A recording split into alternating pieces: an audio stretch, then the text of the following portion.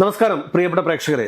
ഇന്ന് ഒരു വളരെ പ്രധാനപ്പെട്ട ഒരു വിഷയം സംസാരിക്കാൻ വേണ്ടിയിട്ടാണ് ഞാൻ നിങ്ങളുടെ മുമ്പിൽ ഇരിക്കുന്നത്. ഒരുപക്ഷെ നിങ്ങൾ പലതും പറഞ്ഞ് ഇതിൻ്റെ അടിയിൽ വന്ന് തെറി പറഞ്ഞേക്കാം, പ്രത്യേകിച്ച് സർക്കാരിനെ വിമർശിക്കുന്ന സമയത്ത്. എങ്കിലും ഞാൻ ഒരു കഥ പറയാം. കേരളത്തിൽ അനവധി ധാതു ലവണങ്ങളാൽ സമ്പൽ സമർത്ഥമാണ് എന്നുള്ള കാര്യത്തിൽ ആർക്കും സംശയമില്ല. ഇതുമായി ബന്ധപ്പെട്ടിട്ട് ഇപ്രാവശ്യം നമ്മളുടെ ബഡ്ജറ്റിലും അതോടൊപ്പം തന്നെ ധവളപത്രത്തിലും നമ്മളുടെ മുഖ്യമന്ത്രി, അതായത് ധനകാര്യ വകുപ്പ് മന്ത്രി കൂടിയായിട്ടുള്ള വി.ഡി. സതീശൻ എടുത്തു പറഞ്ഞൊരു കാര്യമുണ്ട്. അതായത് ധാതു ലവണങ്ങൾ സംസ്കരിക്കാൻ വേണ്ടിയിട്ട് സ്വകാര്യ കമ്പനികളുടെ സഹായം തേടുമെന്ന്. കാരണം കേരളത്തിലെ ഏറ്റവും പ്രധാനപ്പെട്ട ധാതു ലവണങ്ങൾ എന്തൊക്കെയാണ്? ഒന്ന് കരിമണലാണ്. കരിമണലിനെ കുറിച്ച് നമുക്ക് കുറച്ച് കഴിയുമ്പോൾ സംസാരിക്കാം. അതുകൂടാണ്ട് തന്നെ യുറേനിയം എന്ന് പറയുന്ന ഒരു ധാതു നമ്മളുടെ സംസ്ഥാനത്തുണ്ട് എന്നുള്ളതൊരു യാഥാർത്ഥ്യമാണ്.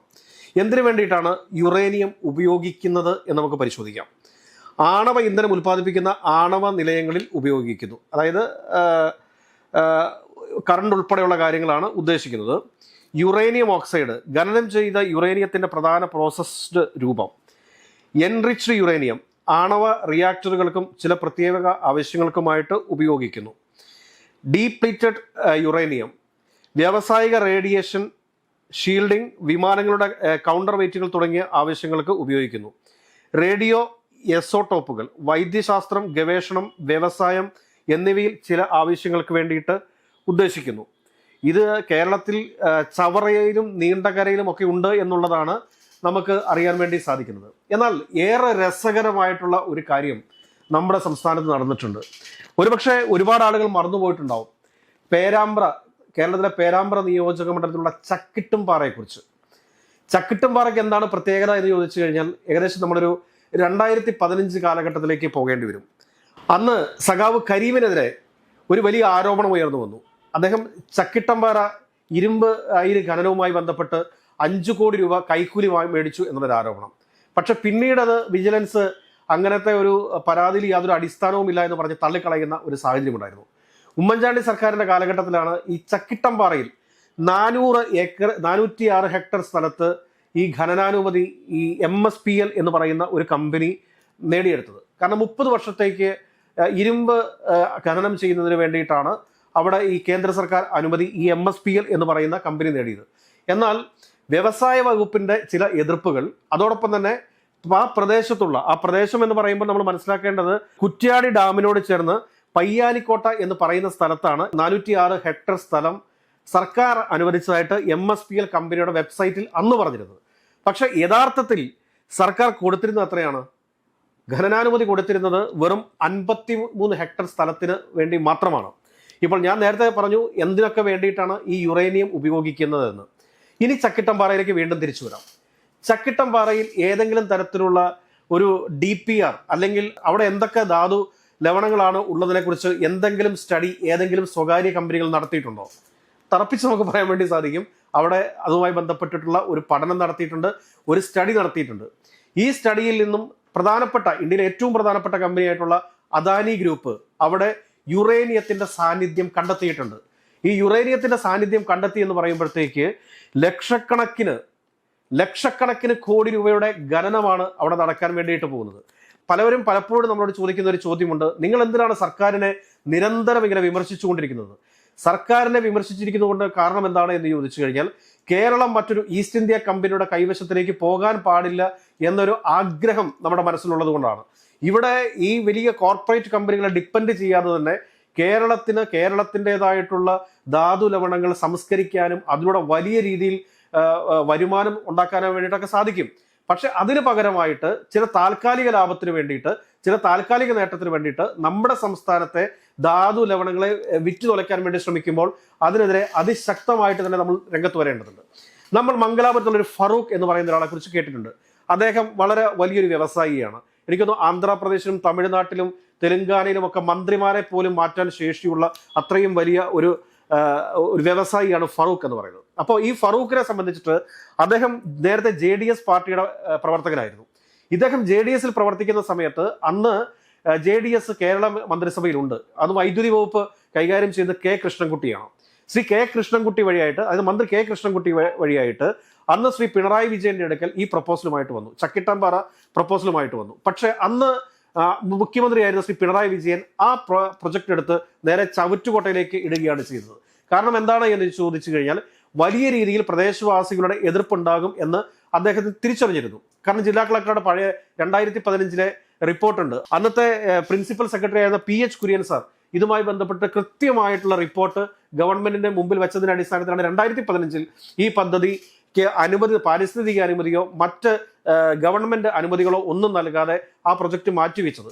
കാരണം ഇതായത് 30 വർഷത്തേക്ക് ഈ ഖനനാനുമതി നൽകിയെങ്കിലും നിശ്ചിത സമയത്തിനുള്ളിൽ ഖനനം ആരംഭിക്കണം എന്നുള്ളൊരു നിബന്ധന കൂടി അന്നത്തെ കരാറിൽ ഈ MSPL കമ്പനിക്ക് നിരവച്ചിരുന്നു. ഇനി ഞാൻ വീണ്ടും ഫറൂഖിലേക്ക് തിരിച്ചു വരാം.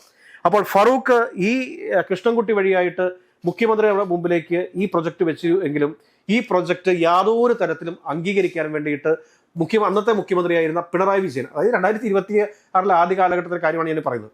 അപ്പോൾ അന്ന് മുഖ്യമന്ത്രി പിണറായി വിജയൻ അത് മാറ്റിവെച്ചു. ആ മാറ്റിവെച്ച പദ്ധതി ഇപ്പോൾ വീണ്ടും അദാനിയിലൂടെ ഇവിടെ ആരംഭിക്കാൻ വേണ്ടിയിട്ട് പോവുകയാണ് എന്നുള്ളത് ഒരു വാസ്തവമാണ്. പേരാമ്പ്ര ചക്കിട്ടംപാറയിൽ 1,00,000 കോടി രൂപയുടെ ധാതു നിക്ഷേപമുണ്ട്. അത് യുറേനിയമാണോ അയേണാണോ എന്ന് ആദ്യം സർക്കാർ കണ്ടുപിടിക്കേണ്ടതുണ്ട്. ഇതിപ്പോൾ അയേണിന്റെ പേര് പറഞ്ഞുകൊണ്ട് യുറേനിയമാണ് അവിടെ നിന്ന് ഖനനം ചെയ്യുന്നതെങ്കിൽ അതുവഴി സംസ്ഥാന സർക്കാരിന് ഉണ്ടാകാൻ പോകുന്ന നഷ്ടം നിസ്സാരമല്ല. 1,00,000 കോടിയുടെ ഒരു ഖനനം ഈ മന്ത്രിസഭയുടെ ആദ്യ ബഡ്ജറ്റിൽ ബഹുമാനപ്പെട്ട മുഖ്യമന്ത്രിയും ധനകാര്യ വകുപ്പ് മന്ത്രിയായിട്ടുള്ള VD സതീശൻ പറഞ്ഞിട്ടുള്ള കാര്യം എന്താണ്? സഹകരണ പ്രസ്ഥാനങ്ങളിലൂടെ അല്ലെങ്കിൽ സഹകരണ ബാങ്കുകളുടെ ഒക്കെ സഹായത്തോടുകൂടി, സഹകരണ പ്രസ്ഥാനം സഹകരണ ബാങ്കുകളും തമ്മിൽ വ്യത്യാസമുണ്ട്. സഹകരണ പ്രസ്ഥാനങ്ങളിലൂടെ തങ്ങൾ ഇവിടുത്തെ പല പല കാര്യങ്ങളും ചെയ്യും എന്നൊക്കെയാണ് പറഞ്ഞിരിക്കുന്നത്. കടലോര മേഖലയിലെ ഒരുപാട് ധാതു ലവണങ്ങളുണ്ട്. ഇതെല്ലാം ഈ സഹകരണ ബാങ്കുകളുടെയും സഹകരണ പ്രസ്ഥാനങ്ങളുടെയും ഒക്കെ സഹകരണത്തോടുകൂടി ചെയ്യുമെന്നാണ് പറഞ്ഞിരിക്കുന്നത്. അങ്ങനെയുണ്ടെങ്കിൽ എന്തിനാണെന്ന് കേരളത്തിന് അദാനി, എന്തിനാണ് കേരളത്തിന് അംബാനി? നേരിട്ട് സർക്കാരിന് തന്നെ ഒരു പൊതുമേഖലാ സ്ഥാപനത്തെ ഉപയോഗിച്ചുകൊണ്ട് ഖനനം ചെയ്തുകൂടെ? അപ്പോഴത്തെ പ്രതിസന്ധി എന്താണ് എന്ന് ചോദിച്ചു കഴിഞ്ഞാൽ സംസ്ഥാന സർക്കാർ ഒരു പൊതുമേഖലാ സ്ഥാപനം വഴിയായിട്ട് ഖനനം ചെയ്യാൻ വേണ്ടിയിട്ട് ഇറങ്ങിക്കഴിഞ്ഞാൽ അതിന് കേന്ദ്ര സർക്കാരിന്റെ അനുമതി ലഭിക്കില്ല എന്നുള്ളതാണ്. ഇതിപ്പോൾ കൃത്യമായിട്ട് കേന്ദ്ര സർക്കാരിന്റെ അനുമതി അദാനി വാങ്ങിക്കഴിഞ്ഞിട്ടുണ്ടാവും, അല്ലെങ്കിൽ വാക്കാലുള്ള ഉറപ്പെങ്കിലും കിട്ടിയിട്ടുണ്ടാവും. അപ്പോൾ അതിന്റെ അടിസ്ഥാനത്തിൽ ഇപ്പോൾ തന്നെ അവിടെ സാധ്യതാ പഠനങ്ങൾ, അതായത് DPR ഉൾപ്പെടെയുള്ള കാര്യങ്ങൾ ഈ പറഞ്ഞ ചക്കിട്ടാമ്പാറയിൽ നടന്നിട്ടുണ്ട്. ഈ ചക്കിട്ടാമ്പാറയിൽ നടന്നിട്ടുള്ള ഈ ഒരു സ്റ്റഡിയും അതോടൊപ്പം തന്നെ മുഖ്യമന്ത്രിയുടെ മംഗലാപുരം യാത്രയും തമ്മിലൊന്നും കണക്ട് ചെയ്യാനായിട്ട് ഞാനില്ല. പക്ഷെ ഒരു കാര്യം പറയാം, ഫറൂഖ് എന്ന് പറയുന്നയാൾക്ക് ഇതുപോലെ ഒരു ബിസിനസ് ഇൻട്രസ്റ്റ് കേരളത്തിലെ പേരാമ്പ്ര നിയോജക മണ്ഡലത്തിലെ ചക്കിട്ടാമ്പാറയിൽ ഉണ്ട് എന്നുള്ളൊരു വാസ്തവമാണ്. ഏതെങ്കിലും തരത്തിൽ കേരളത്തിന്റെ നന്മ ആഗ്രഹിക്കുന്ന നിലപാടുള്ള കേരളത്തിന്റെ മുഖ്യമന്ത്രി ഒരു കാരണവശാലും ഫറൂഖിന്റെ വലയത്തിലോ അതല്ലെങ്കിൽ ഈ പറഞ്ഞ അദാനിയുടെ വലയത്തിലോ പോയി പെടരുത്. മറുപുറത്ത് അടിസ്ഥാനരഹിതമായിട്ട് ചില ആരോപണങ്ങളൊക്കെ ഇപ്പോൾ സോഷ്യൽ മീഡിയയിലൊക്കെ ഉയർന്നു വരുന്നുണ്ട്, അല്ലെങ്കിൽ മറ്റു പല ആളുകളിൽ നിന്നും ഇങ്ങനെ കുറ്റം പറയുന്നവർ പറയുന്നുണ്ട്. അതായത് റോബർട്ട് വധേരയെ അദാനി സ്വാധീനിക്കുകയും ആ റോബർട്ട് വധേരയുടെ നിർദ്ദേശപ്രകാരമാണ് പ്രിയങ്ക ഗാന്ധി, ബഹുമാനപ്പെട്ട നിലവിലത്തെ മുഖ്യമന്ത്രി VD സതീശന്റെ പേര് രാഹുൽ ഗാന്ധിയുടെ അടുത്തും അതോടൊപ്പം തന്നെ പ്രിയങ്ക ഗാന്ധിയുടെ അടുത്തും നിർദ്ദേശിച്ചതും എന്നുള്ള രീതിയിലുള്ള ഒരു വലിയ ആരോപണം ഉയർന്നു വരുന്നുണ്ട്. അതിലൊക്കെ എത്രത്തോളം അടിസ്ഥാനമുണ്ട് എന്നുള്ള കാര്യങ്ങൾ ഈ റൂമർ ഇറക്കുന്ന ആളുകൾ തന്നെ വിശദീകരിക്കട്ടെ. പക്ഷേ ഫറൂഖിന്റെ ഒരു ബിസിനസ് ഇൻട്രസ്റ്റ് എന്ന് പറയുന്നത് ചക്കിട്ടംപാറയിലെ യുറേനിയമോ അയണോ ആണ് എന്നുള്ളതാണ് യാഥാർത്ഥ്യം.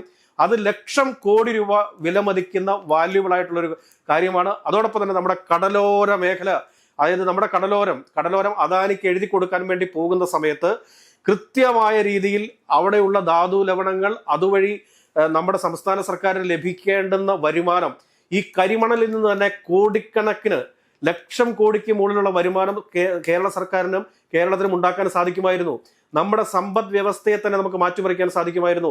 ഈ പറഞ്ഞ ഇന്ദിരാ ഗ്യാരണ്ടി മാത്രമല്ല, നമുക്ക് നമ്മളുടെ വിദ്യാർത്ഥികളുടെ, നമ്മളുടെ മക്കളുടെ വിദ്യാഭ്യാസം പോസ്റ്റ് ഗ്രാജുവേഷൻ വരെ സൗജന്യമായിട്ട് നൽകാൻ സാധിക്കുന്ന രീതിയിലേക്ക് കൊണ്ടുവരാമായിരുന്നു.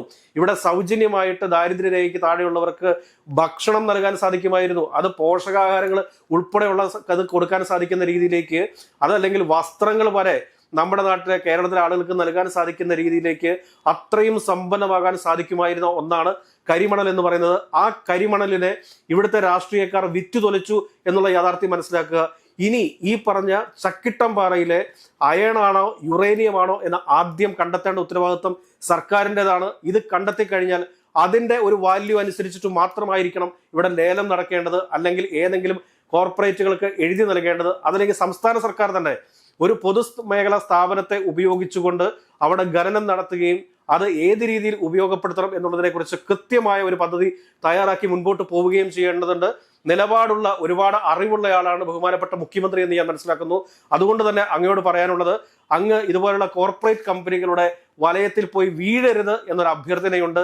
നിങ്ങളിൽ കേരളത്തിന് പ്രതീക്ഷ ഉണ്ടോ ഇല്ലയോ എന്നുള്ള കാര്യം കേരളത്തിലെ ജനങ്ങൾ തീരുമാനിക്കട്ടെ. ഈ വീഡിയോയ്ക്ക് താഴെ വന്ന് തെറി പറയുന്ന വിവരം കെട്ടവന്മാരോട് ഒന്നേ പറയാനുള്ളൂ, നിനക്കൊന്നും ഈ കേരളം നന്നാവണമെന്ന് താല്പര്യമില്ല. നീയൊക്കെ കൊടിയും പിടിച്ച് ഏതെങ്കിലും റോഡിന്റെ സൈഡിൽ നിൽക്കാനായിട്ട് വിധിക്കപ്പെട്ടവരാണ് നീയൊക്കെ എന്ന് മാത്രം കരുതുക.